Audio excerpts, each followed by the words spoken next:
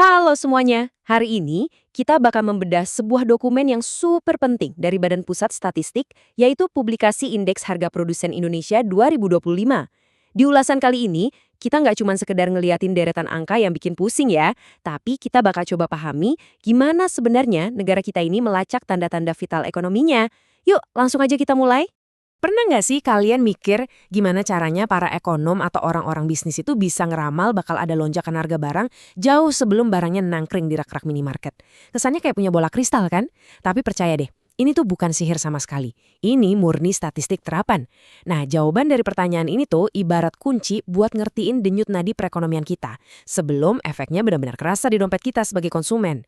Untuk agenda kita kali ini, kita bakal bahas pertama, harga di balik layar, kedua, apa itu indeks produsen, ketiga, skala pengumpulan data BPS, keempat, memantau sektor penggerak ekonomi, dan yang terakhir, mengapa angka ini penting. Kita masuk ke bagian pertama ya, harga di balik layar. Jadi gini, sebelum suatu barang sampai ke tangan kita, entah itu baju yang kita pakai atau makanan yang kita makan, barang itu punya siklus hidup yang penuh sama biaya-biaya tersembunyi. Nah, ngecek harga di tingkat produsen itu ibarat seorang dokter yang lagi ngukur tekanan darah pasiennya. Kalau tekanannya udah naik duluan di tingkat pabrik, kita tuh bisa mendeteksi gejala demam inflasi ini sejak dini banget, jauh sebelum penyakitnya nular ke pasar swalayan atau pasar tradisional. Lanjut ke bagian kedua. Apa itu indeks produsen? Nah, indeks harga produsen atau yang biasa disingkat IHP ini bukan sembarang angka loh. Kalau menurut definisi resminya BPS nih, IHP itu indikator ekonomi yang secara khusus ngukur rata-rata perubahan harga yang diterima sama produsen domestik untuk barang dan jasa yang mereka bikin. Angka ini benar-benar esensial banget karena dipakai sebagai deflator PDB real. Dan nggak cuma itu, IHP ini juga jadi patokan yang sah kalau ada eskalasi atau penyesuaian nilai kontrak buat proyek-proyek skala besar. Sekarang coba perhatiin soal tahun dasar 2016 yang disamain dengan 100. Apa sih maksudnya? Jadi, waktu kita baca indeks BPS untuk tahun 2025 nanti, semua titik datanya itu diukur pakai tahun dasar 2016 sebagai titik equilibrium yang nilainya 100. Gampangnya gini, misal indeksnya nunjukin angka 120. Itu artinya udah terjadi kenaikan harga sebesar 20% di tingkat produsen sejak tahun dasar tadi. Ini adalah cara yang pinter banget buat ngelihat skala real dari inflasi atau deflasi dari waktu ke waktu. Sekarang kita masuk ke bagian ketiga, skala pengumpulan data BPS.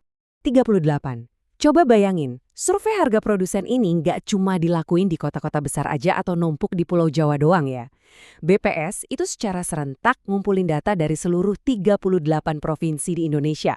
Gila kan skala logistiknya? Mereka benar-benar ngerangkum denyut ekonomi dari ujung Sumatera sampai ke pelosok Papua.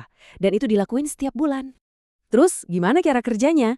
Semua ini tuh saling nyambung dalam satu metodologi yang super ketat. Pertama, BPS nggak asal tunjuk pabrik, ada yang namanya pemilihan sampel responden yang benar-benar representatif. Kedua, mereka milih komoditas dan kualitasnya tuh teliti banget, supaya perbandingan harganya presisi.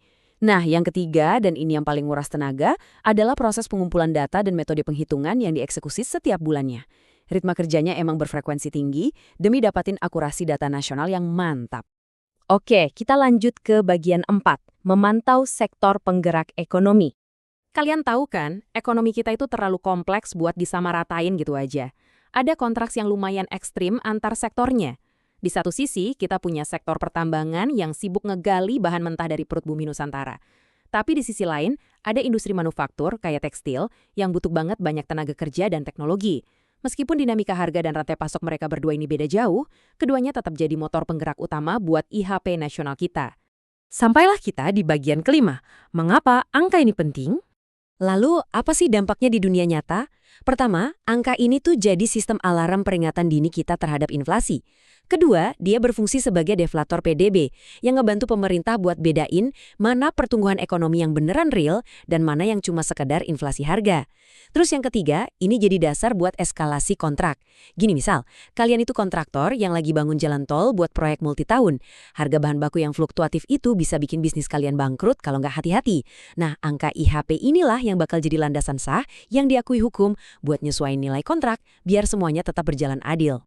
Visi besar di balik pengumpulan data yang masif ini tuh kerasa banget lewat pernyataan dari Kepala BPS kita, Ibu Amalia Adininggar Widyasanti. Beliau itu nekenin banget kalau angka-angka ini dirilis bukan cuma buat menuhin tumpukan kewajiban administrasi doang, tapi tujuannya tuh benar-benar buat memberdayakan semua pihak. Mulai dari pemerintah pusat yang lagi bikin kebijakan fiskal, sampai ke para peneliti atau pengusaha yang lagi nyusun ekspansi pasar. Ya intinya, keputusan yang bagus pasti selalu berawal dari data yang bagus juga. Pada akhirnya, masa depan dari perkotaan dan infrastruktur kita itu benar-benar bergantung banget sama sektor produksi yang sehat dan terukur. Jadi, ketika para pembuat kebijakan dan pelaku bisnis udah bisa ngebaca termometer ekonomi ini dengan akurat, itu artinya mereka lagi ngebangun fondasi ekonomi yang super kuat, anti goyah, buat ngebawa kesejahteraan bagi masyarakat di seluruh Indonesia. Nah, obrolan ini ngebawa kita ke satu pemikiran terakhir yang lumayan bikin mikir nih. Kalau emang indeks harga produsen ini adalah sistem peringatan dini paling presisi yang kita punya, terus apa dong yang lagi diisyaratkan sama deretan angka BPS tahun 2025 ini buat kuartal berikutnya? Jawabannya tuh udah ada tersembunyi di dalam lembar-lembar data tersebut. Tinggal nunggu buat kita eksplorasi lebih dalam lagi. Oke, terima kasih banyak udah gabung di ulasan kali ini. Sampai jumpa lagi.